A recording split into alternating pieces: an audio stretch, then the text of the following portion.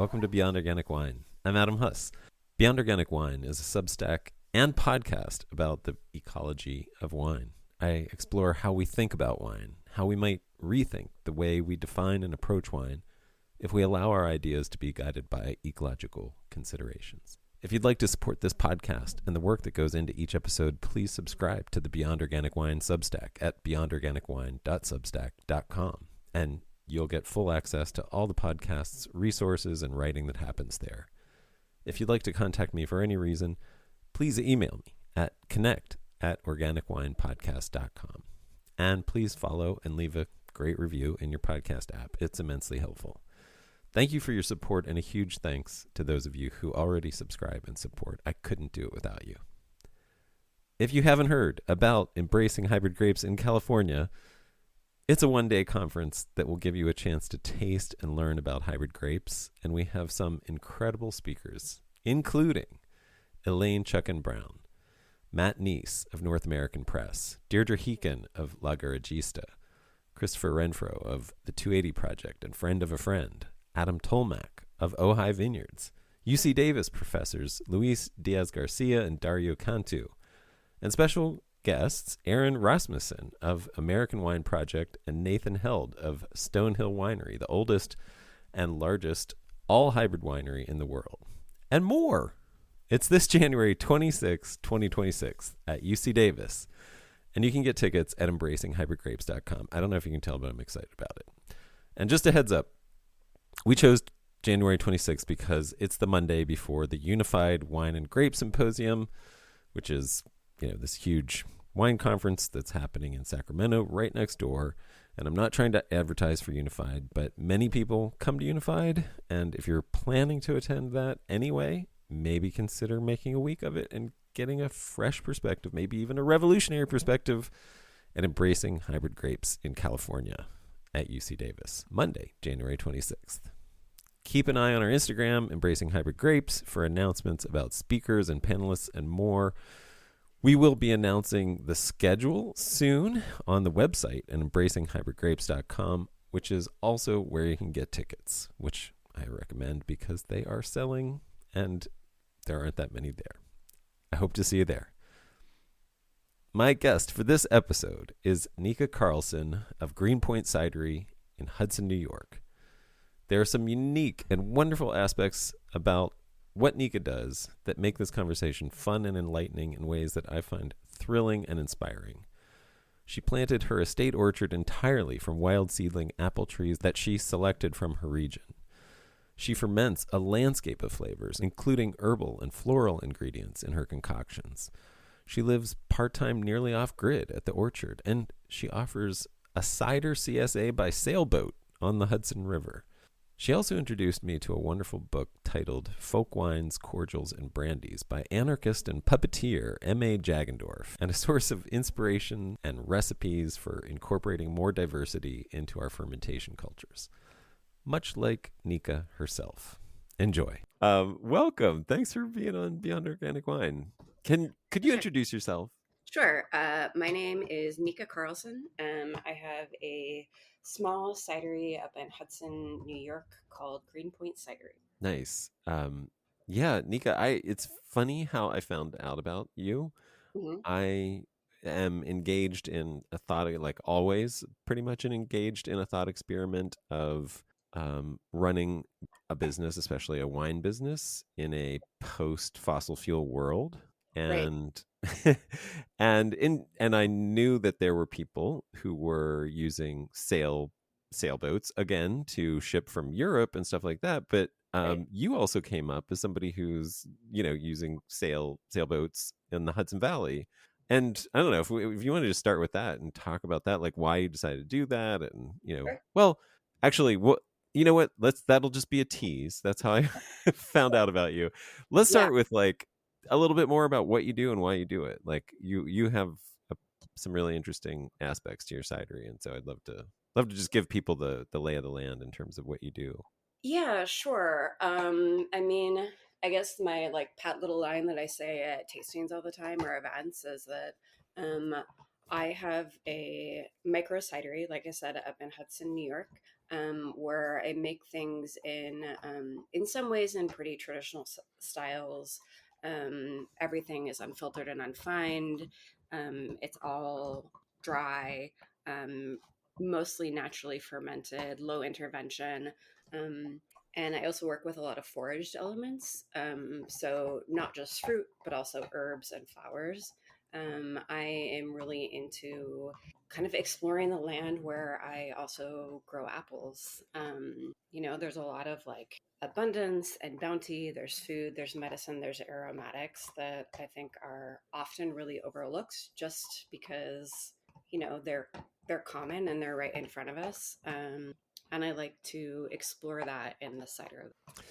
Like looking at the whole landscape as your palette versus just a single crop. In other words, I mean, Yeah, how would you put it? Like, what inspired that? Like, was it values? Was it? I mean, like, what a took little bit you? of everything. I think it was just like just kind of in deep exploration of the land. Like I also live seasonally on this property. It's this kind of interesting scenario. I don't own the land itself, but I have some friends that bought this land collectively. It's about 80 acres. Okay. It's mostly undeveloped. And there's like a married couple and two single guys. They all have their own houses.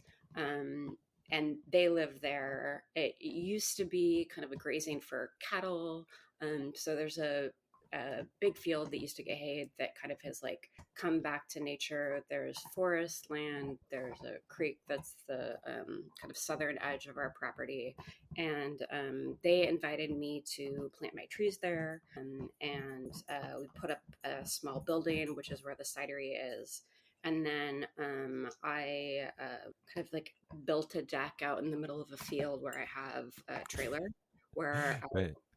I live off grid when I'm up there. Yeah. Um, and so I am like surrounded by this space. Like I live in nature kind of when I'm up there. Um, Nice. and I, I feel really grateful to be there. Yeah. I know I the feel feeling. really grateful for the like generosity of my friends. Yeah. I feel really grateful for the like generosity of the land. And because I'm there and I'm like walking around all the time, it's like walking around for myself, like I have a dog that's with me all the time and we're going for walks and just being kind of curious about stuff and Yeah. kind of like seeing what's growing, how it's evolving, what's different from day to day, from season to season, and just kind of being like, oh, well, what's that? Like that's my like Yeah. that's that's kind of like my process with a lot of stuff. Like, oh, like what's out? What happens if I do this? Okay. And as I'm exploring that land and thinking about the plants, and then also thinking about their history and learning about like how they were used as, like I said, food and medicine. I mean, like, well, and wanting to figure out kind of my own version of that, like my yeah, and wanting to share that with people, like I because I am so lucky to be in this space, that like how do I share this beauty with everyone else? So trying to do things that feel like pretty direct expressions of that space, um either in terms of like oh gosh, like trying to figure out what a plant tastes like in a fermentation, like thinking about botanicals a lot. Hmm. Or also, sorry, we hear my dog squeaking. He's chewing on the toy next to me. I was gonna say we should introduce Leo because I think the bone chewing was the other thing that you could hear in Yeah, the that was background while right you were at the talking. very beginning. Yeah, Leo is my he's a little rescue dog. He's like a 35-pound pit pit mix that is yeah, with me all the time. Makes me a lot. But he is sitting right next to me and fortunately entertaining himself, but making some noise. Providing some nice audio texture for you. Yeah, yeah, Yeah. great.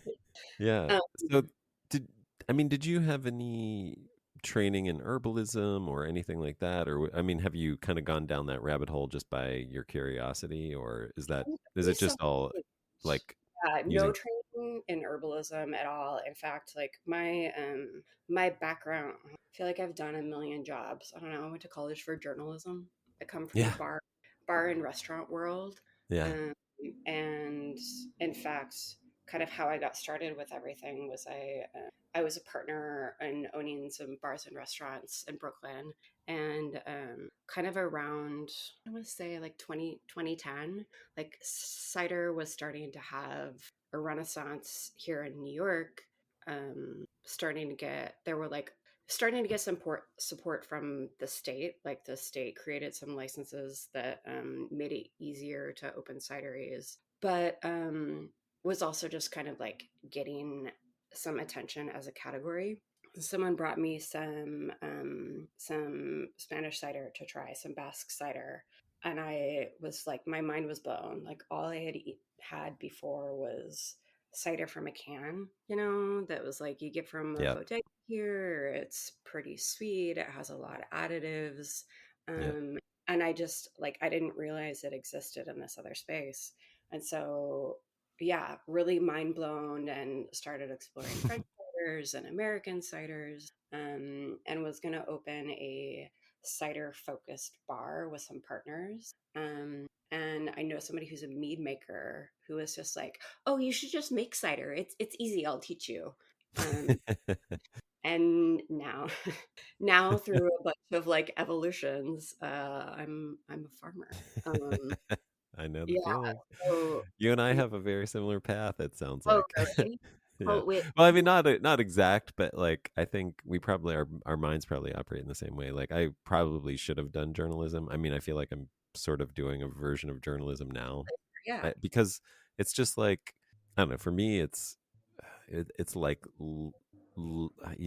I try I hate to use the ADHD thing or just ADD, Mhm. because I like cultures that don't refer to it as a disorder. You know what I mean? Like Right. it's just, Yeah. it is it's a gift, you know what I mean, for those of Sure. us who have it. And as long as you figure out how to, the Channel it. benefits of it. Yeah. But like one of the benefits is like you go deep into all these different things, but you have really broad interests. Like you go here and you go there, and you want to explore and learn new things all the time, and very Yeah. curiosity driven. Um anyway, Yeah. it No, sounds that similar. that's very much how I operate for sure. Yeah. Uh, yeah, then and even when I started learning about fermentation and making cider, um, the original idea was kind of still in service of like a physical location. Um, and kind of I just was making kind of one style of cider for quite a while, and then moved away, like kind of like partnerships changed, moved away from the idea of like making cider in service of having like another bar. And kind of right around the time of COVID, I guess, like slightly pre-COVID, when I got onto this property, it's kind of found my like the cidery and the project kind of like found its soul and its purpose, and I found my purpose with it really, um, which was this kind of like exploration of space. And Mm. yeah. Yeah, I mean that gratitude, I very much relate to that as well too. That I mean, it's I don't know, it's like you kind of fall in love with the land, right? Like that was part of my experience, was like with that gratitude and that sort of falling in love with the land was just sort of like I was just like, this is I can't believe that somebody thinks that they own their land. You know what I mean? Like it Yeah. sort of flipped the tables on for me. Like so it was really associated with that experience of awe and wonder and just Yeah. the beauty of and the abundance of the earth. Yeah, and I think that that my experience might have been a little different just because like I don't own the land that I'm on. Right, right. My friends do and are just really like generous with the space and kind of are happy to kind of like let me do whatever, you know? Nice. Obviously we're all in conversation and it's a community, but like they Yeah, they are excited that I am exploring the land as well and sharing it with people. that's Um, great. and it's just fun to be like, I make, so one of the ciders that I make is like kind of like an ode to nocino. Are you familiar Okay. with nocino? Yeah. Yeah. So you're using walnut?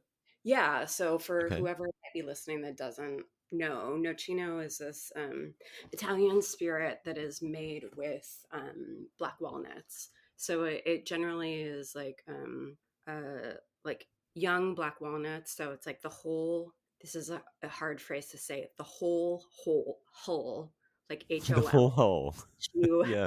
ULL.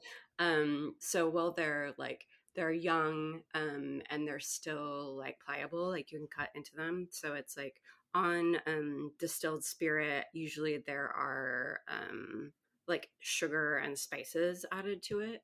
Uh-huh. Um, and we have so many black walnut trees on our property, just Yeah. tons and tons and tons of them.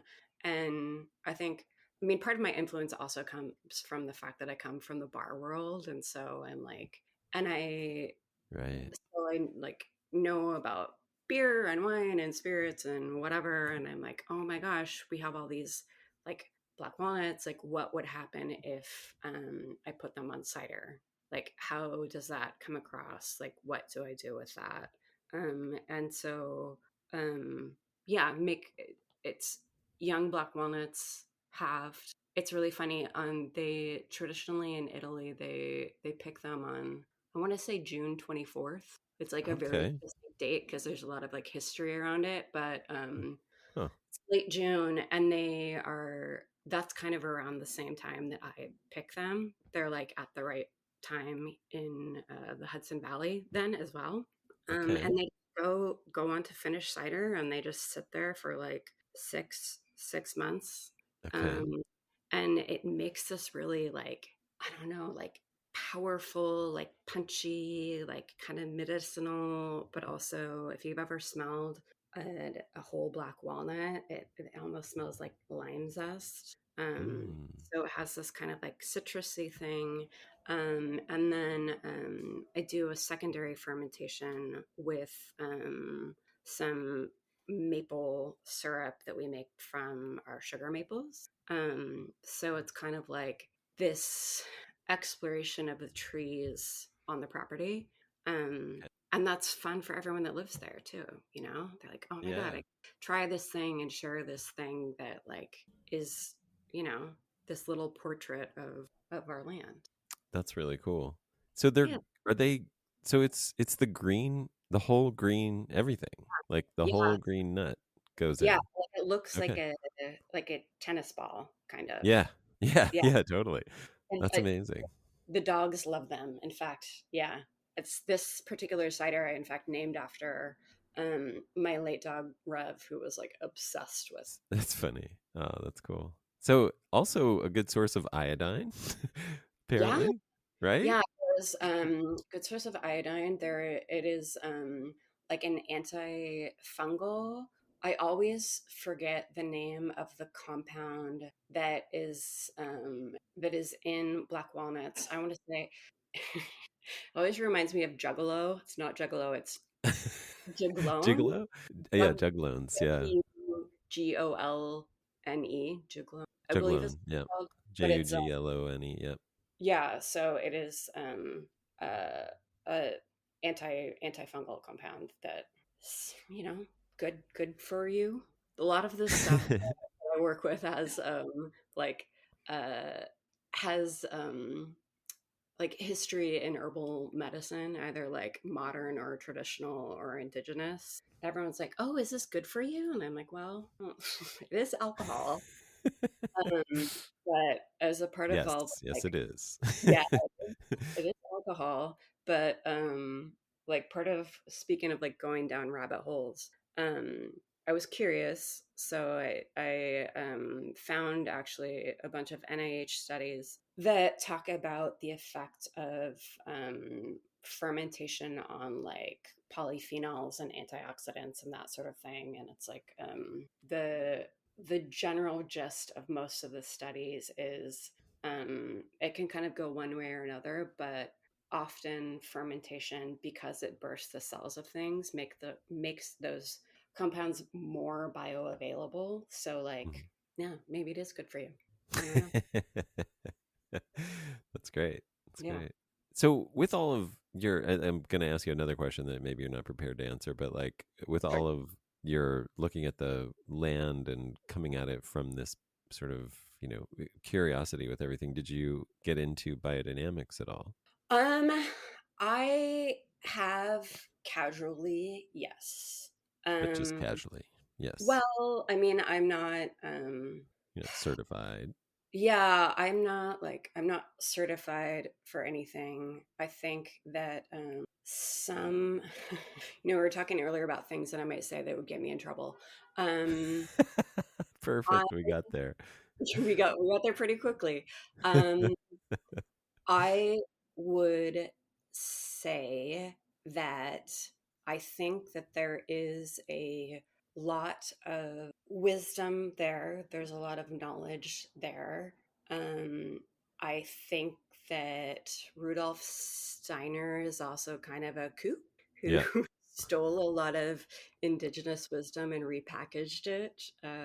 And I am not necessarily someone who feels like led by the stars.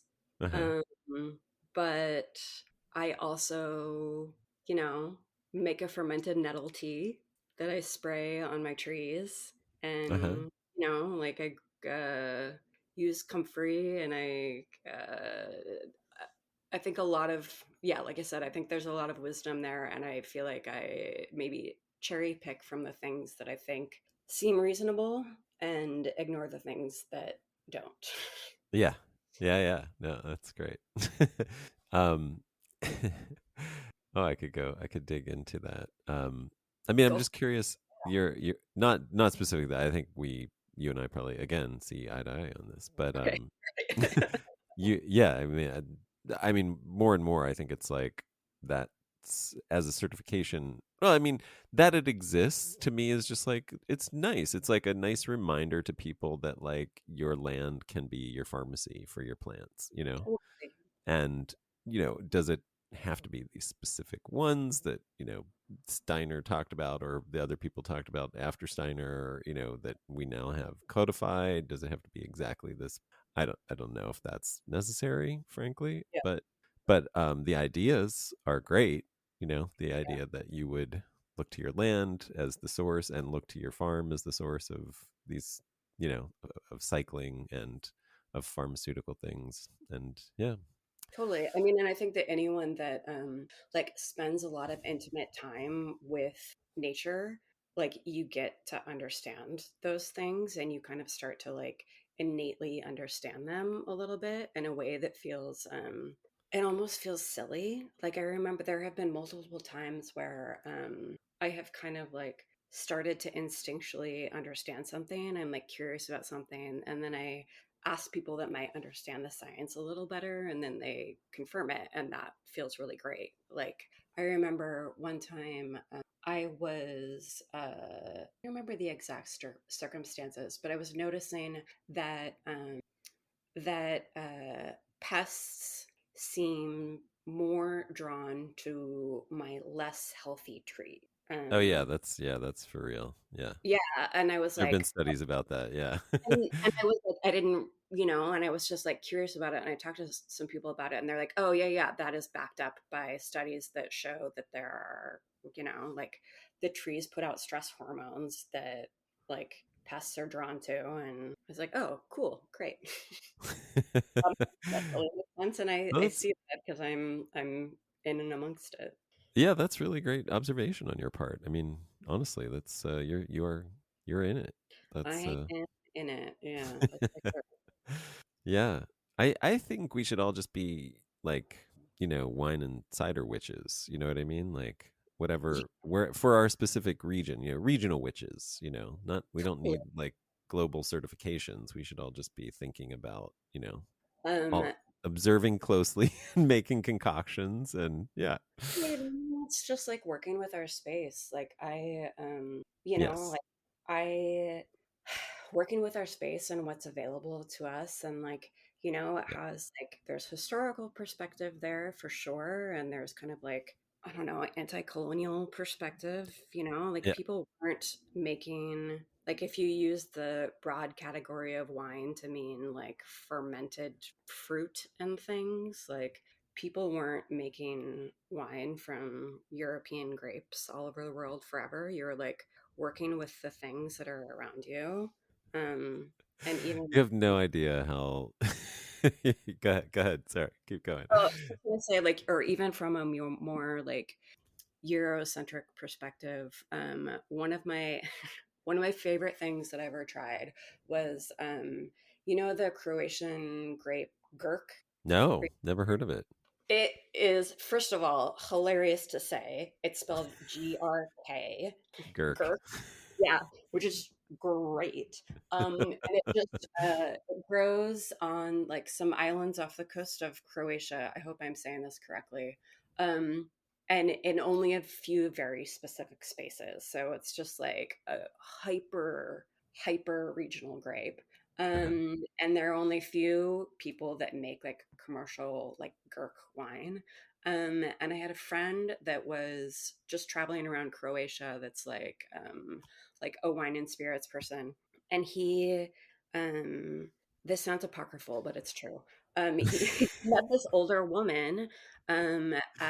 She had like a small, I'm trying to remember, she had a small winery kind of, and she made a Gurk wine, and my friend got excited about it, and she got excited that he knew what Gurk was, and she was like, you want to really try something?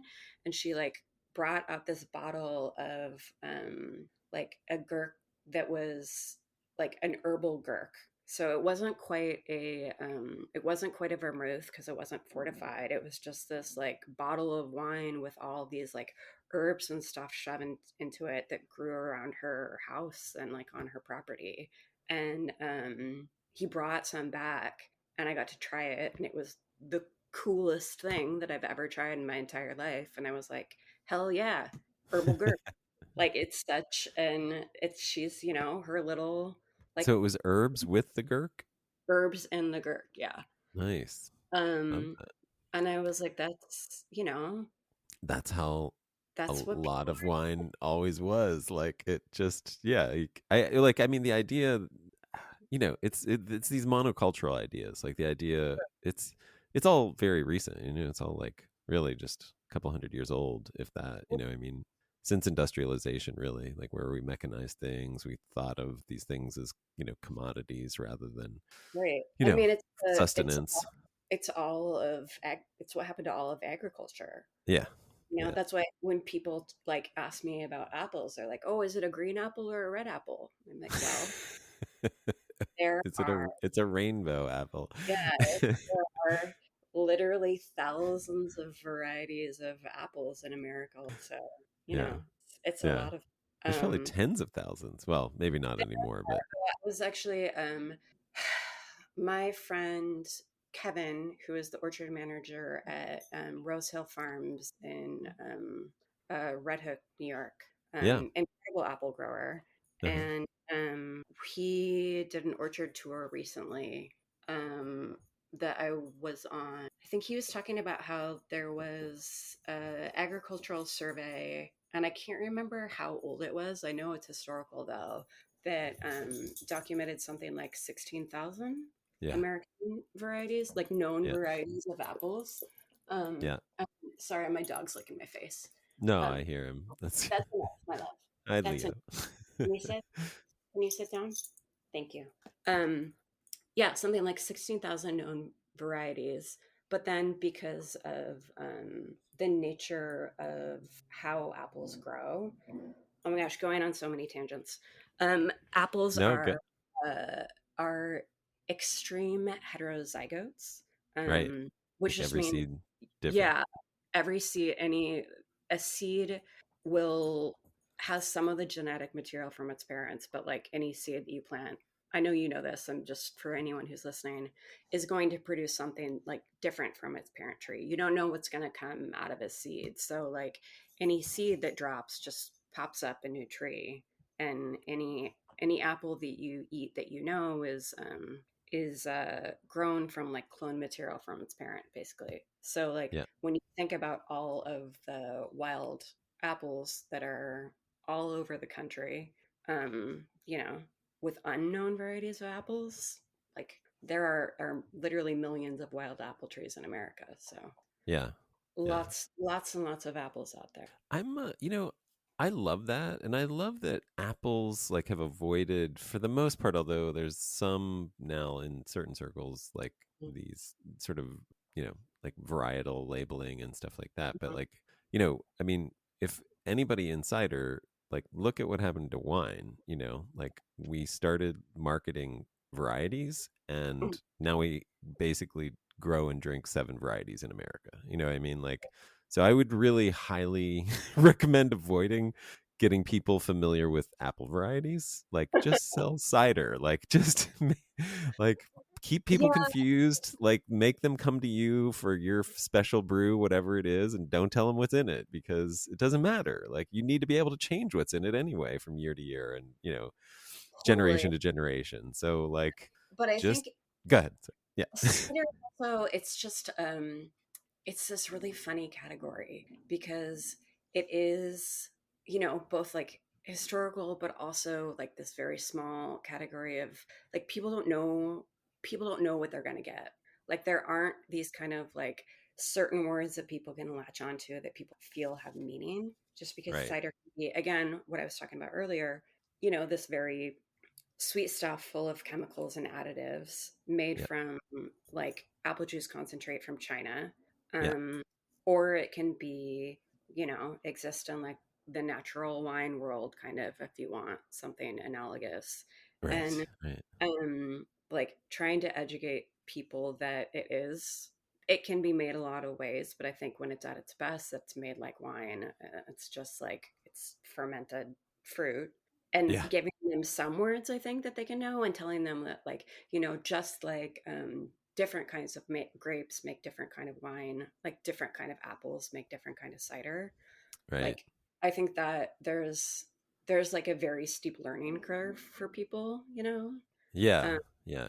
and how there can be such like like a huge variety in flavor from apples alone. Like I know a lot of people because of that are like very dogmatic about like cider is just apples, which I totally get. I obviously am not in that world because I'm not Right. a dogmatic person and I'm working with lots of things. But I remember when I first started kind of branching out from like just apples, I was like, oh man, people are gonna hate this.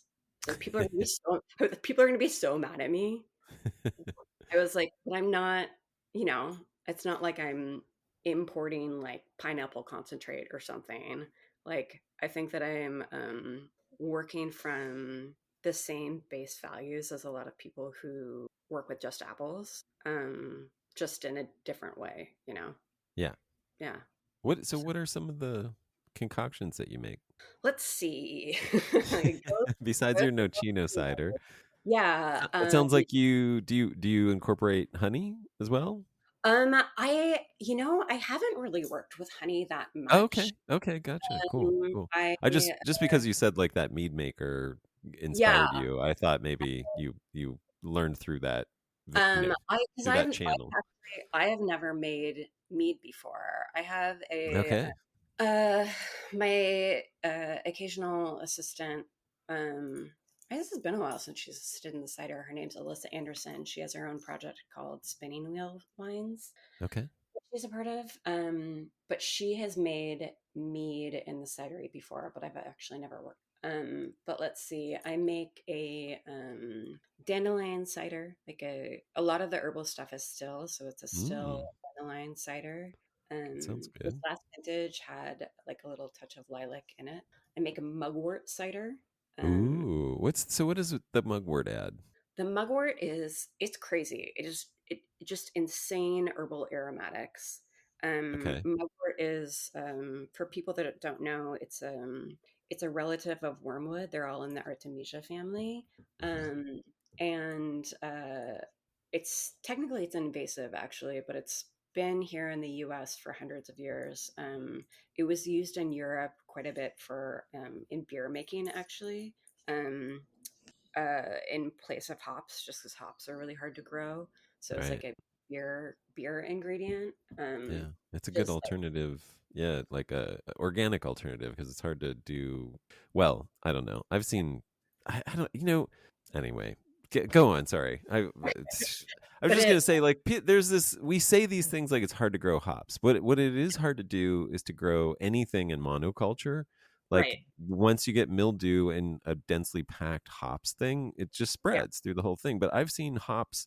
I mean, I have friends locally. They just Mhm. like the hops just grows around. It's like a Yeah. weed for them, and it's fine. I Yeah. just harvested a bunch of beautiful hops from there because they don't do anything with it. They just stick Yeah. seeds in the They're, ground, and at the end of the yeah. year, there's hops growing up the side of the barn. And it's like it's just because they don't have, it's like we do these things in monoculture, and then they're like, oh, you can't grow hops very easily organically, and it's like, well, yeah, monoculture sucks. Like, what do you expect? Like Yeah.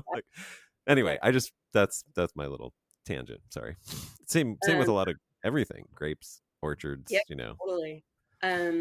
So, but yeah, it's let's see, it's like it's mint, but it's like lavender, sage. If you ever smelled wild oregano, it has this kind of like sweetness to it. It's like Ooh, wild oregano, it's young ginger, it's like on the nose and on the palate. It kind of adds a little bit of a like a creamy texture to the cider. It's cool. It's really fun. Um, I make a still cider with goldenrod. I make, let's see, a sparkling cider with some wild forage grapes. fun. I How's that? It's cool. It's fun. It's Riparia Like underloved. nice. But Riparia, what was the second thing you said? Riparia oh, underloved. underloved, right? Like anyone's like, "What are you? You're working with Riparia? Are you insane?" And I'm like, "Yeah, kind of." But speaking of vines growing up at the back of a barn, the reason I started with it is there's a giant, really prolific vine growing up the back of a barn on the property, and I was like, "Well, these grapes are here. I should do something with them." Nice. Um, So lots of yeah, color. yeah. I mean, it's great color. It's only probably about 10% in the blend. Yeah. Um, I'm sure that's plenty. it is plenty. It's like tart cranberry, like dried raspberry, like a lot of like green brambles. Like I do a lot of skin and stem contact. Uh-huh. Um, but yeah, it's fun. It's like a very like fun picnic wine. Um, let's see. I just put out a new cuvee that is a still cider with carbonically macerated aronia and elderberries and a little bit of foraged autumn olive berries. Um, Yum. yeah, Oh, that sounds amazing.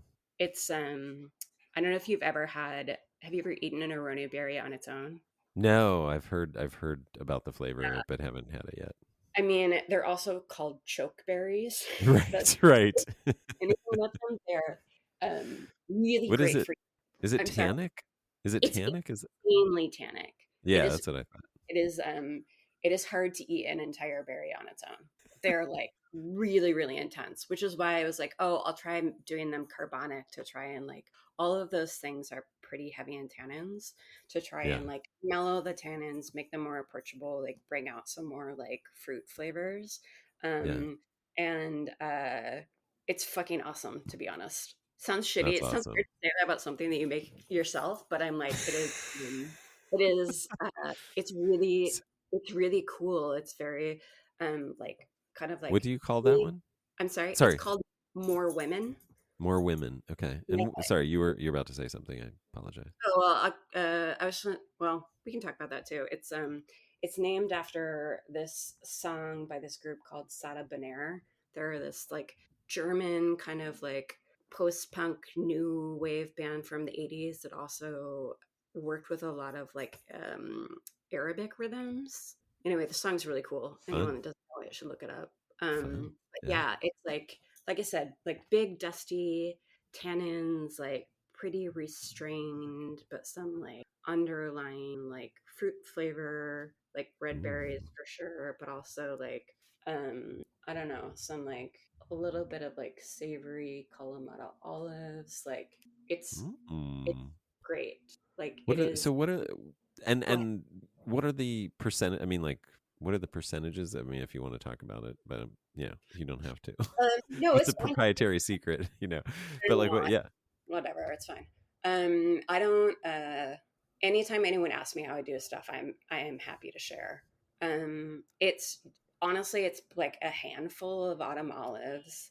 It's probably maybe so like barely any percentage. It's maybe like a couple, like not even 5% elderberry.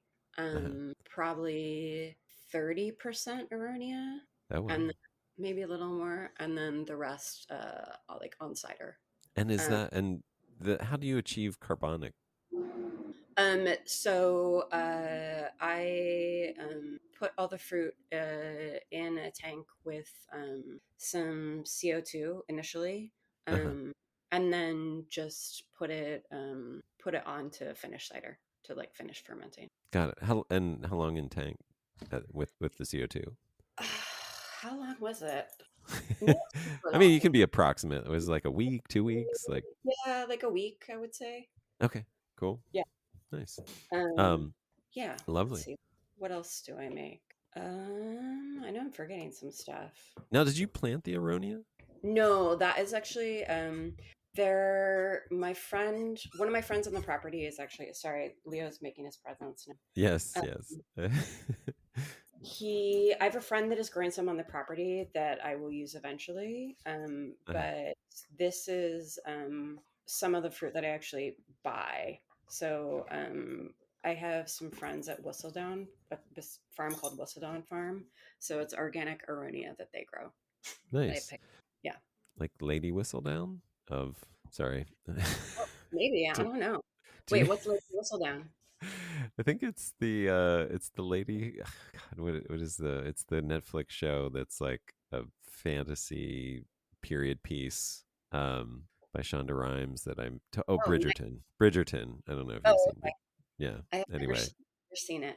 oh, you anyway, some it's fun. It's well done. I'm Um, sure it is. There's a reason why things are popular. yeah. Um, let's see, what else do I I'm trying to think of what else I have. That's most of them.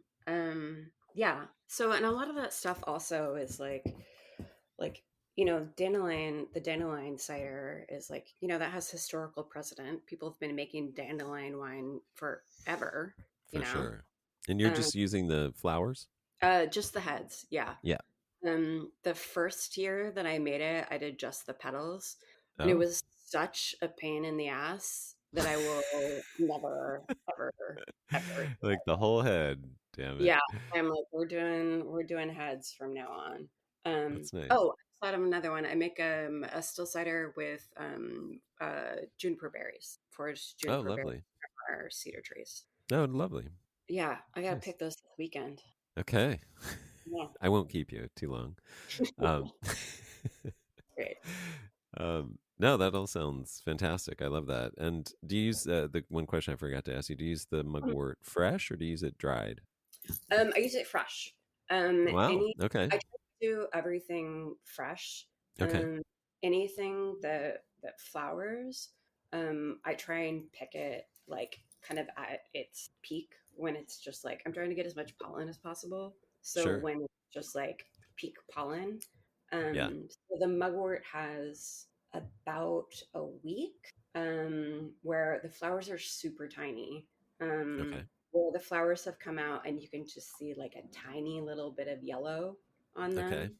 Yep. And so I pick them and then put them directly onto the cider. But the mugwort I pick is like, it's like 100 yards from the cidery. So I just like, I go out, I pick it, I put it onto the cider like right Nice. away.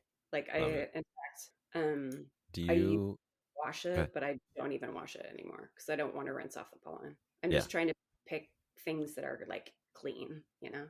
Yeah. Yeah. I mean, go out like a day or two after a rain and you're set.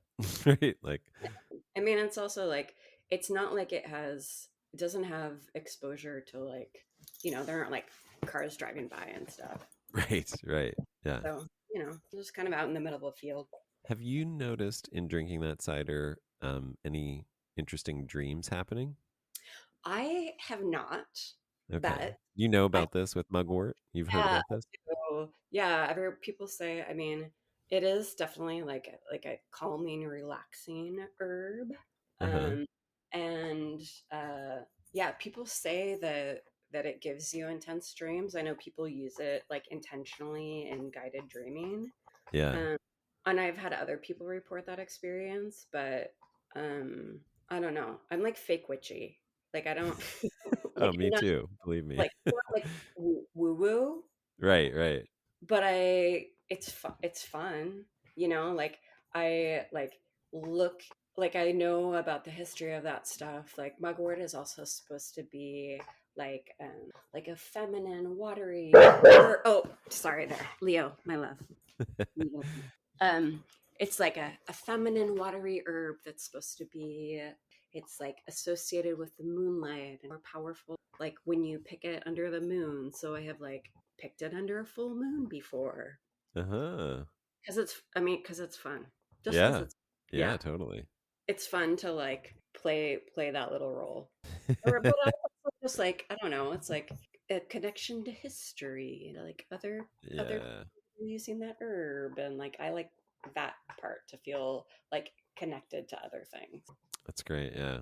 No, I agree. I mean, I like all that stuff. Like I you know, I don't know enough to like you Hmm. to, but I mean if I can do something that corresponds with like really cool celestial events, I mean, why not? Like Yeah, it just sounds fun and interesting to me. yeah. It- Yeah, mugwort's interesting too because I so the compound in mugwort through Joan, which is also the uh-huh. compound that's in wormwood that people say also like gives you a psychedelic experience. Yeah. Um because what's the word? Oh, my brain is totally freezing. But it's the one that has like antifungal properties. Anyway, people say it has antifungal properties, and I know someone who like kind of like works with biodynamics, advises people on apple growing. That's like that says having mugwort in the orchard helps keep pests at bay a little bit, Okay. like specifically applewood borer. And I'm like, oh, that's interesting too. Huh. Which is funny Okay. because most people are like desperate to get rid of mugwort because it is so invasive and does Yeah, only. yeah. If you plant it, your whole field will fill with it. Like Yeah, like yeah, it's like I mean, yeah, like mint, like totally. yeah, like mint, except it has way more seed dispersal, right? Like that's Yeah, the like it's you yeah. can't just contain it in a pot. Like it'll its seeds will get everywhere and then it'll grow outside the pot. Yeah. Yeah, weirdly, it's like it's one of those things that it's only actually on like a fairly small patch on our property. Like it kind of is contained, and I don't know why it hasn't totally taken Oh, over. oh, It that's has wild. not. Yeah. Very cool. S- So, how did you get into? I mean, there's so much we could stay with that. Like, I really love the idea of what you're doing, and I think you are participating in like the real tradition of fermented beverages by doing Thank you. this. I mean, it's like we just we historically have not imported foreign crops to grow in monocultures in places where they aren't adapted. We looked around and saw what was abundant and thriving, and we made delicious things out of that. Yeah. And Totally. and those were for fun, for intoxication, for health, for illumination. I think there were Yeah. psychedelic elements included in a lot of fermentation. Yeah, so I love that. And it's also like what I want to drink when I go somewhere. I want to taste a regional a regional beverage, and just like I want to taste regional cuisine. Like I But don't want to I don't want to kind of go. I mean, I you this is the thing. I just like go try ahead, sorry. and you don't want to go someplace and try an imitation of another thing. You want to know you're what is what is unique about this place. Like we Right. don't, you know, and Yeah. that is also I'm like I don't want to like make an imitation of Spanish cider or French cider or English cider. I want to make like my version of cider, you know, like I think people forget sometimes that like wine, cider, whatever, like the food we eat, the things we drink, it's agriculture, it's plants, it's stuff that's grown, you know? Yeah. Yeah. And I I I hope that I am reminding people of that when they are drinking what I make. So what's the deal with the sales? Oh, so Sailboat there's lots of things to talk. distribution. Yeah. Yeah, Um, that Remind that's me so right cool. away before we talk. I want to talk to you about the apples that I grow. Oh Um, yes, please. Yeah. Thank you. but And right. I mean, this was one of the more interesting things. Sorry. Yeah, I should have no, mentioned no, that. no, that's okay. The So sales, I work with this boat called Schooner Apollonia. It is, it was, and I believe still is, the only domestically operating freight sailboat in America. It moves goods up and down the Hudson River, primarily by wind power, almost exclusively. Right. Um, so it between Hudson, where the boat is located, and New York, they've done a couple of stuff out to Jersey. It stops at different ports, bringing sometimes wholesale goods. It moves a lot of like it moves a lot of grain up and down the river. Oh Um, wow. Also like smaller like consumer goods up and down the river. So I do a CSA with them. Yeah.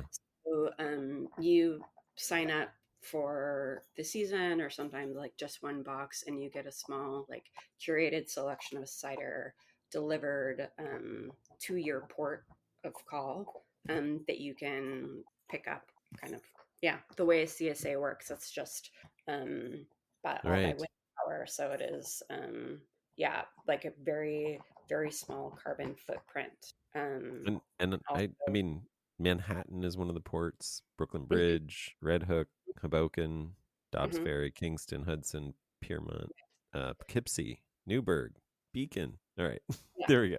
yeah. Just anybody who's out there.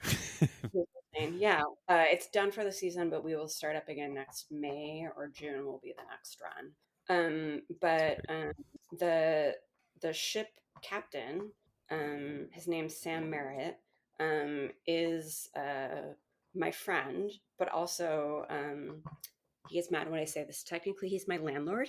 He's one of the owners of the property where I live. Oh, gotcha. Um, Okay, there's the direct connection. a Cool. very close collaboration. Like when we want to talk about stuff, I'm just like I like run into him on the driveway or something.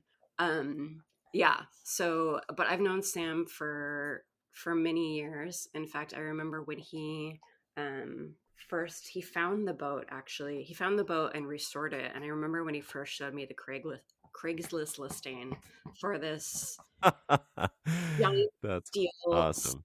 sailboat from I think it was built in the 1940s originally.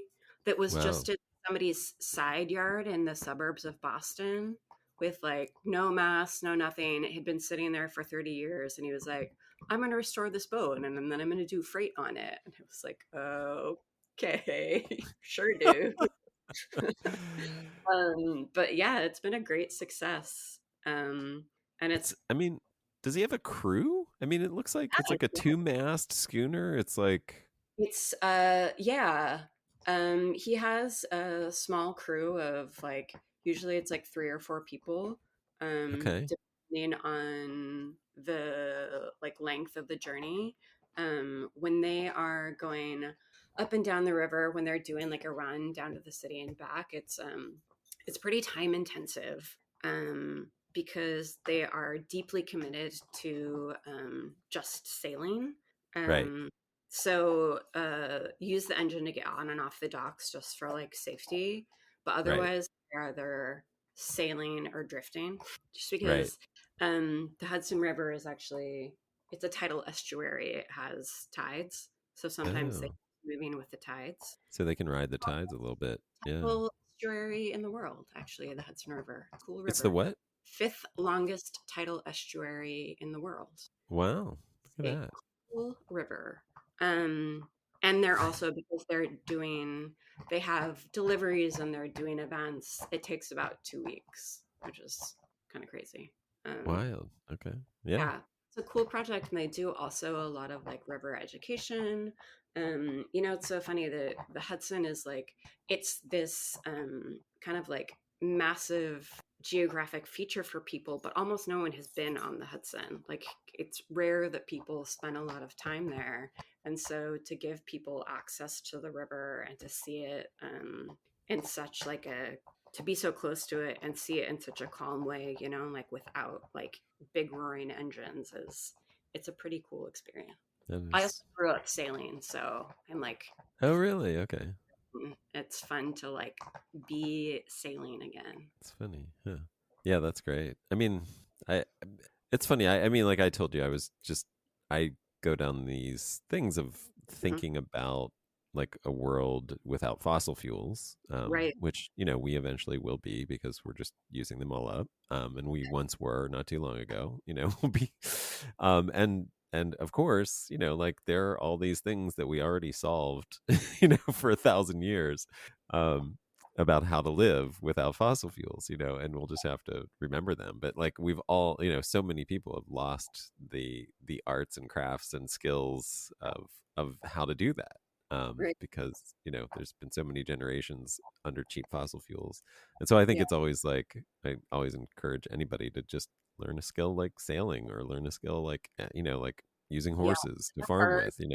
seal, for sure. Yeah, Yeah, I somebody said to me, in context of working with this boat, they use the phrase traveling backward into the future, yeah, that's which I great. thought was interesting. That was, I think, specifically, we did this really, in retrospect, crazy thing where, so took like, I had somebody ordered, like a ferry boat company ordered cider from me.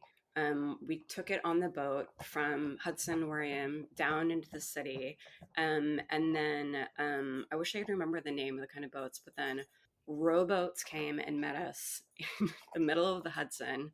We transferred cider and me onto these boats, and then brought them from the boat like to the docks to deliver it to this ferry company. Uh-huh. Um, which is kind of like even more historically how goods have moved, Right. like that is how goods moved from big ships like onto the land. Yep. um, but it worked, nobody got hurt or drowned. But it was definitely, speaking of skills that people could learn, it was not certainly not something that was smooth, because no one no one really does that. Everybody's like figuring it out. Yeah, We're yeah, relearning all this stuff. Yeah. yeah, That's so great. That's fun. yeah. I mean, that It, makes it kind of exciting. it was great. It was so fun. It was really cool. But What are it's also these? like, oh, go ahead. No, no, go ahead. It was also, go ahead, finish your thought. Oh, I was just gonna say, it's like, speaking of like, it's these lost skills, and what Sam, my friend the captain, talks about is these like, what we're trying to do is show people that this is a model that can work. And he's like, this is not sustainable if we're the only ones that is doing it. But hopefully we are like charting a path for other people to follow. Yeah. Um, like, one of the things that they've done that's really interesting is a lot of the ports along the Hudson actually weren't accessible to like small vehicles. And so a lot of what his initial work was doing, him and his crew, was working with towns so they could get access to the docks, Huh. get Wild. people down to the docks and be on the river. Yeah. So yeah, trying to like recreate this model has all this other work that is associated with it that you don't think about. It's not just like getting on the boat and moving stuff. It's like the logistics of it are interesting and complicated in ways that you wouldn't expect. Yeah. So for those of you who don't want to learn to sail, or, don't want to learn to farm with horses, maybe become a mayor of a small river town and build a really accessible dock and set up Totally. set up infrastructure for zero fossil fuel futures. Um, Totally. Or I mean, get in touch with Apollonia and try and get them to come to your town, or if you have goods that could be moved up and down the river, you know, Yeah. they move like green coffee from the city up to a roaster. They've done lots of different things. So there Yeah. are um, there are ways to be involved that aren't quite as intensive as learning how to sail a giant old sailboat. Right. Right. Yeah. Like it looks like there's like 9 sails on that boat. There are, let's see, one, two, three, 4, 5, five. 5. Okay. Five, I think. If Okay. if all the sails are up, I think it's five. I could be Nice. wrong. Yeah, Yeah, it's a lot to I only manage. sail on occasion, so It's great. yeah. Um, Which is yeah, fun. I love that so much. That's so cool. And they're doing this across the Atlantic too. There are Yeah, European. I think there's a European company, right, that yeah, they're does cross. French. I can't Yep. remember what their name is, but I've met I, them before, and there are other people doing. Like I know of some other people that do it on like smaller scale, on not like an organized commercial way. But I think got it. there's Sort of ad somebody in hoc. the Northwest that has done some stuff. Like, Okay. yeah, Yeah. I mean the Columbia. Yeah. There's a winery in the gorge, and I can't mm, remember their name, but they have a wine that they call like their 1800s project, and they farm the vineyard with horses, and then they transport the wine down to the Hudson, like either I think like on a horse-drawn, yeah, cart, and then yeah. they ship it down to Portland via, Well, sailboat or whatever. Yeah, some kind of boat. very cool. Um, yeah, so they have the whole Whole supply system. chain. Yeah, Yeah. from In fact, one one time was it in the city? Someone actually met us to pick up grain with a horse-drawn carriage, which was really fun. that's awesome. Yeah, very That's historical. Yeah, I love that. I love that. I mean, I'm jealous of all of these skills as well. Like I've dabbled with sailing and horses, but Hmm. I don't think I could run a an entire anything with them, either one yet. Yeah. Um, I mean, I have a friend that does that. Yeah, farms with horses as well, and I'm like, it's also cool and so complicated, and I'm glad that people are doing it. yeah, yeah, Desert island skills, end of the world skills. yeah, yeah. Soon skills. I know, right? And I there's a mean, reason. we might as I, well start now. You know what I mean? Like it's only going to help. Like yeah, I mean, there's a reason why I'm like figuring out how to live off the grid. yeah. I mean, yeah. Someday might need it. Hopefully, don't. But I mean, it's not like I say this like all right. I was writing about this, but it's like, to me it's not like prophecy, it's just math, like this is inevitable, like we like and I think with the way that AI is going to be using resources, it's going to happen a lot faster than people think. it is, yeah, it's terrifying. I mean, and it is happening in places that are just not here. Right, exactly. Yeah, yeah, That yeah. No, I mean, exist like, now. yeah, the thing is, like we think, like, I mean, the thing that I was like, what's going to happen in the future is like the wealthy nations that have it's going to be a fight for resources, and then the wealthy nations are going to start hoarding it, and like it's going to become really expensive. And then I was like, oh, wait, that already That is is the that's world that right. we live in. Like we're there, That's like happening. so we're just on the like I was like I just realized, oh, I'm on the inside of one of those wealthy nations that's like taking It's hoarding the strategically resources. taking over countries for oil, and then hoarding the resources, and and increasing the price for the rest of the world, and yes, Yep. subsidizing it at home. But pretty soon it's not going to be even subsidizable here because there will be so little of it. So Yeah. yeah. Yeah. So, I mean, about but your that, apples. yeah, well, I mean, that's also part of like why why I'm doing a lot of things that I'm doing. Then like trying to think about like what is a sustainable model for agriculture, and it's like thinking about things that want to grow here anyway, and Right, so the inputs are lower. Like what is going to right, survive, right. and what doesn't require a ton of intervention, not just in the cidery, but also like in the orchard and on the land. I mean, reducing inputs, reducing your need to do work, to exert energy, in any way is beneficial. It's going to be economically beneficial for you. It's going to be give you independence and time for Yeah. other things, and it's also going to reduce, like at the moment it's going to reduce emissions and stuff like that if you are using tractors and stuff like that. So it just, like, in every way it's a win, and um which yeah. is which is kind of why I am growing the apple, or the why I'm growing the apples that I do, or why that was the thought when I first started. So my orchard is pretty small. It's only 1 acre. It's like a fenced acre, and it's all dwarfing trees. So Okay. trees that are like smaller, and then they're supported by like a trellising structure. Okay. Um, but they're all the trees that I grow have been grafted from wild growing crabs that I found in the area. Wow. So they're all apples that like I have discovered, thought were interesting, and the idea was is that they were habituated to grow in that space, and so hopefully would have like lower disease pressure. Right. um, I have found that when you take things out of like kind of a wild environment and you put them into a cultivated environment, that you are going to have, I have more disease pressure than I would like.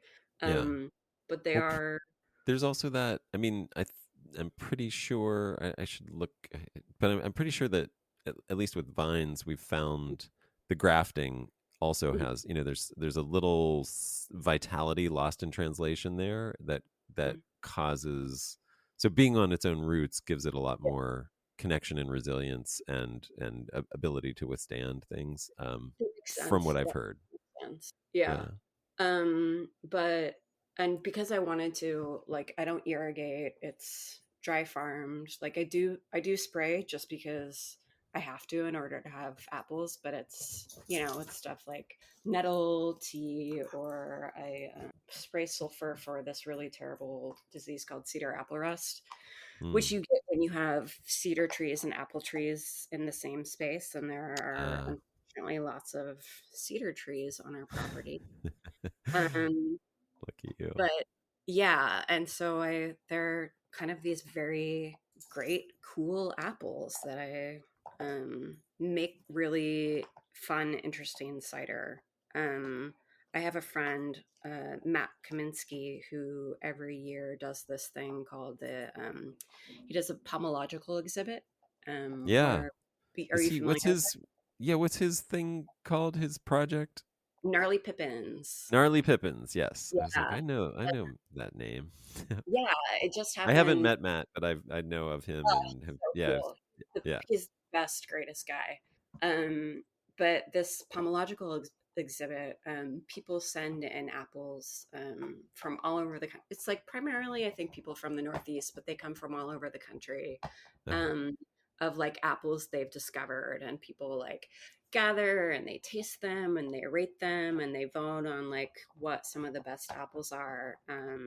And one of the apples that I found just got named best cider apple. Oh wait, best crab, second best cider apple, and third best apple overall, which felt really fun. Wow. Yeah. That's really Um, it was, cool. it was great. I didn't even realize these actually were apples that my friend Kevin at Rose Hill, who I talked about earlier, grew. So I gave Yeah. him some cyan wood from my trees because he was excited about this apple. And so Uh-huh. he grew it, and then he brought some of the apples that he grew to the exhibit. So I was like, oh God, I didn't even know it was going to be there. Um, Nice. How does it do in terms of, resistance to your pressures there and it's doing okay. I wish that I mean, I will be honest with you, it's doing okay. Like it is it definitely has some susceptibility to like powdery mildew and cedar apple rust and black rot. I don't know. There are a lot of diseases that apples are susceptible to, and there is a reason that it is incredibly hard to grow organic apples at a commercial scale. yeah. Um, in fact, I think I read somewhere that 98% of certified organic apples come from eastern Washington, Yeah. where it's basically just like high desert out there. Yeah, they're just irrigating. They get like 9 inches of rain and they Yeah. irrigate from wells. Yeah. Yeah. Um, that's Yeah, actually my like home, I'm Washington. oh, nice. I was gonna say Yeah. I'm doing no spray like Fuji and other Hmm. apples in Los Angeles. Hmm. But it's LA. Knowing. Yeah. Yeah. Oh, it's yeah, they're great. Yeah. No Yeah. problems. I'm jealous of that. Yeah. Um, but yeah, it's also just a cool apple. Like Yeah, that's cool. it consistently comes in at like 26 bricks. Whoa. Yeah. For a Um, crab. Wow. and is like has acid, has tannin, like it's a pretty like complete package, Wow. and like ferments out to a really it, it tastes like leather and peaches. One of Ooh. like everyone's like, is there peach in here? And I'm like, no, it's just this weird little apple. Wow. Um So and it was a wild seedling as far as you know? It wasn't like wow. yeah, I just found it in the back of a field, this giant old tree that I don't have consistent access to the property anymore, but I don't even think the tree is producing fruit anymore. Um, Wild. yeah, so it's really fun. So it like makes really great cider. And then it's also allowing me to do some like really fun experiments. Like Uh-huh. I really love oxidized wines. Um, Okay. and you're familiar with Rancio Sec? Sure. Yeah. Yeah. And so I'm doing like my version of a Rancio Sac with some of this cider. Amazing. Um, Okay. because I'm like, it's like boozy enough, has enough like acid and tannin that can kind of like stand up to the abuse, I think, Of of like, of yeah, sun and of, oxidation. yeah, Yeah. of being like totally weather struck and oxidized. So I'm just doing a little bit. I had like last year, I just put like a carboy out in the orchard. This And it's sounds just, really cool. I mean, I've never had like an apple sherry. That sounds yeah. like a fun Well, idea. find me in 5 years. I know. That's what I was just thinking. Like you might have tapped into something really special there. That sounds kind of fun. So I think so. Um, yeah. So, and it's also like, I don't know, the fermentation is crazy. Like that carboy it came inside for the winter, but mostly it's been outside, finished Huh. fermenting in October, late September. Wow. Okay. Yeah. So I don't know. Lovely. It's a Lovely. fun little weirdo. So that is kind of what my orchard is. And it's also, So, are um, you if you're oh, picking at 26 bricks, like uh-huh. do you have to do anything to the cider? Like that's like a 14-15%, Yeah. it's like, maybe even more, like Um, 15% alcohol. mean do anything to it? You didn't do anything? No, well, no. I mean, what do you mean by do anything to it? Oh, like dilute it with other apples Oh, yeah, yeah, to yeah. okay. I blend it down Okay. with apples from other people. So I always buy fruit from other people, Okay. um, Gotcha. and I blend it down. Like Got it. I could do a single varietal, and it would be interesting, but Yeah. I which mean, is I feel like you should just to see. it's great. It's pretty intense. In fact, I haven't bottled last year's vintage yet because it is just finishing up fermenting now. Uh-huh. But I'm trying to decide what I'm going to do with it, and um, I'm going to blend it down. But I'm like, maybe I'll do a few. It's just this a little special little case of weirdos. That sounds great. Yeah. Let's see what else I have in my orchard. I always dump a little pumice into a corner and have just like a seedling patch that grows. Sure, great. Um, Yeah. so see if any of those And then do you produce. transplant them? I'm supposed to. I should.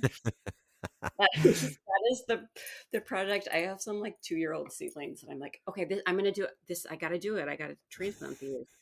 Um, and Yeah, I know the feeling. I didn't get to it this year, so there are have to do. Hopefully, I have space for them in the orchard. Yeah. And Yep. then I also Yep. have a couple of rows of riparian props that I'm trying to grow. Oh, really? Yeah. Were they like Not ones that you selected for any specific reason, or just they were what was local that you there saw? was it's the really It's that prolific one. vine Yeah. that's growing in Gotcha. the back of the barn. Yeah. Nice. But just it's funny. I joke that I'm discovering agriculture because I'm like I all these know. things that I forage wild. I just wish I had like more access to them, and it just wasn't such a pain in the ass to get to. So like, what if I grew them here? And I'm like, oh yeah, well, Yeah, that's what. we're gonna see you in 20 years, and you're going to have recreated everything. Um, Yeah, you will have selected and bred new varieties of grapes and apples to be a whole new thing. yeah, But it's yeah, true. I mean, like we should be engaged in this process. Like this is it doesn't. I don't know. I mean, I don't think it's starting over. You know what I mean? Like I yeah, think it's finding it's like you're like what we were talking about. It's like yeah, like you can use some things, but like look, you just found this thing that was a seedling, and it's maybe one of the like a variety that is one of the best varieties in the world. I mean, you know, I'm just throwing that out there. Not that like we're going for that, but like yeah, you could build a whole, you know, your whole like distinctive style around this one apple. I mean, I wouldn't suggest that, but I'm saying like, you know, there's all kinds of things in every region where, you know, you can find that. And yeah. it's Like not everyone like, has that.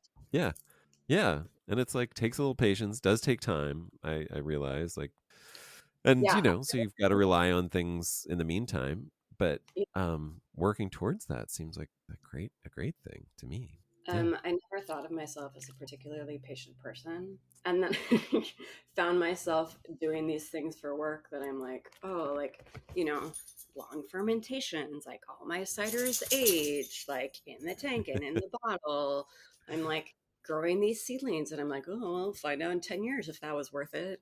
Like, it's, Right. it's yeah, it's kind of silly, Uh, but yeah, I mean, that's like you were saying, like that is something that everyone has access to. Like part of what I hope that people are experiencing when they try the stuff that I make is like um kind of like looking at their own environment with like new eyes, you know, that like yeah. it's not just stuff that's accessible to me, it's stuff that's accessible to everyone. And it's like, what do you have around you that is interesting and delicious and useful? You know, like what do Yeah. you see every day that like maybe you overlook and, you know, Yeah. Yeah. can become a part of how you like, you know, feed yourself or enjoy your space or I don't know, party and get drunk or whatever you're going to Right. Right. do. Whatever you're doing with your food and alcohol. How you nourish yourself. I feel like a nicer way to put it. How you say that again? How you nourish yourself, Nourish yourself. Yeah. Oh, that's a great way to put which that. which can mean a lot of different things, I guess. Yeah. Yeah. I mean, for sure. I think there's Um, different parts of you that need to be nourished, you know? totally, and like your brain is one of them. Yep. I've had some really lovely experiences kind of in that realm, um, and I just wrote about it for my newsletter, my monthly newsletter that went out this And week. nice. How But can people get that newsletter? you can sign up for my newsletter on my website. We send it out once a month, talking about whatever is going on in the orchard or the cidery, or also, you know, like telling people about releases and stuff. Uh-huh. Greenpointsidery.com. Um, Greenpointcidery.com. yeah, but I was just talking about so a thing that I hear from people a lot is I've never tried anything like this before, which is great, which is Yeah. like, I feel like it's exciting and it's fun to hear that because most of the time it's a compliment. Not always. Yeah, yeah. Most of the time it's a compliment. It's not it's Where, like that. It's like, oh, this is interesting. yeah, sure. Right, right. Which also I get, and which is fine, you know, like I'm Yeah. making things that are pretty specific, and it is totally fine if it is not. Like I don't expect it to be for everyone. Like if you're for everyone, you're not really for anyone. Yeah. But because it is pretty like specific and unique flavor profiles. People don't always have an easy reference for it, so they're not like, oh, like this wine tastes like another wine, this cider tastes like this other cider that I've tried. They kind of have to like dig into the resources of their brain to find references. So the references are often like very deeply personal, like they are memories that don't necessarily have to do with like a beverage. So like I poured some cider for somebody at an event, like a tasting event, a couple weeks ago, and he immediately burst into tears and had to like sit Wow. down because it instantly transported him to the back of his mom's flower shop that he worked in as a kid. And his mom had died in the last year. And he was just like, that, I didn't expect that. But I just like, and he's like, and I haven't experienced that in, 40 years. But I just like, that was really powerful. And like, and he was apologetic. And I was like, are you kidding me? Like, I feel so honored that I got to like help you have that experience, that I like Yeah. brought up that memory for you. Like, that is really special.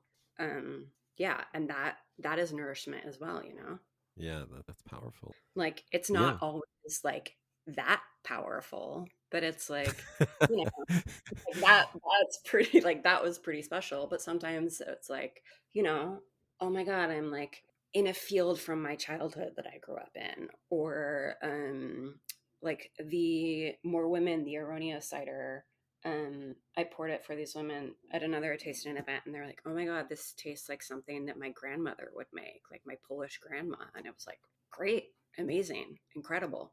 I love that. Like, that feels really good. Yeah. Yeah, that's nice. Yeah. Anything else that I should have asked you about? Oh, you know what I wanted to tell you about? I keep thinking about this. Yeah, Uh, yeah. this Please. is not. This is kind of all in the vein of stuff we've been talking about.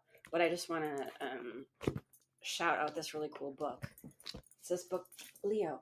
Don't be on top of me right now. Thank you. Um, it's this book called Folk Wines, by How this do you spell guy. that? Just folk Oh, wines. folk wines. Okay. Yeah, which is also sometimes kind of what I call my ciders: botanical ciders, folk wines, blah blah blah. Oh, I Um, like that. That's so by great. Yeah. it's by this guy, and I always get it wrong. M.A. Jagendorf, um, who wrote the book. Was published in the '60s, but he collected all of these folk wine recipes over the course of like 20 years. So he was a uh, The way that you say folk is does it sound funny? is it's it's it's making me laugh. I don't know. I'm just have a, 15-year-old boy's mentality, I guess. Sorry. Go on. Fair, fair. Like he was a folklorist, but he was Uh-huh. also a dentist and a puppeteer and an anarchist. Um, Fascinating weirdo, from New York, actually. Okay. But he gathered these folk wine recipes from like all over the world. Okay. Um, and the recipes themselves are a little bit hideous. They're like so many old wine recipes are like raisins and bread, because they were like looking for sugar and yeast, but they didn't know it. Yeah. But they are fascinating. They're all these things we've talked about, and there's a lot of like history and, like I said, folklore that's attached to it. So they're like great reads, but they're like tomato wine and carnation wine and the dandelion wine. They're the reason why I make the goldenrod wine, is because I saw this story about it and this recipe, and I was like, oh well, we have a shit ton of goldenrod. um and it's really beautiful. It's like beautifully illustrated. But my friend Dan Pucci, who is I Yeah. don't know, New Didn't he York write City. he wrote the book American He Cider, was right? yeah, American Cider. He literally wrote the book. Um, yeah, with our friend Craig With Cavallo. Craig. Yeah. Yeah, and he actually recommended this book to me, and that was like another great source of inspiration. And another like connection to the Thank past. you so much for that. Yeah, I've found it You gotta look it up. online. This is Um, I'm looking at, it's like it's out of print obviously, so it's these yeah, old cool copies that you'll have to find somewhere at a used bookstore or online somewhere, but yeah. I ordered mine online, and I think it's gotten a little more expensive over the years, but it's just like the coolest, most gorgeous book. yeah, I can't believe I've never heard of it. It looks amazing. Yeah, if anyone's feeling interested or inspired, they should look it up. So cool. Shout out to Dan for the recommendation. That's great. Hmm. Yeah, I mean, this is so right up my alley. Cool. Yeah, I hope you get one.